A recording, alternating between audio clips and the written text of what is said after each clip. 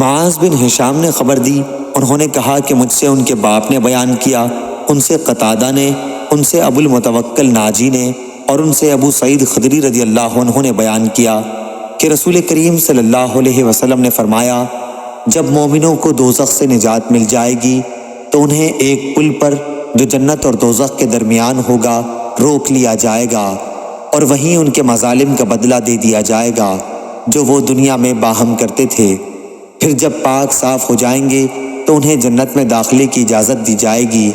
اس ذات کی قسم جس کے ہاتھ میں محمد صلی اللہ علیہ وسلم کی جان ہے، ان میں سے ہر شخص اپنے جنت کے گھر کو اپنی دنیا کے گھر سے بھی زیادہ بہتر طور پر پہچانے گا۔ یونس بن محمد نے بیان کیا کہ ہم سے شیبان نے بیان کیا، ان سے قتادہ نے، اور ان سے ابو المتوکل نے بیان کیا۔ صحیح بخاری حدیث نمبر 2440۔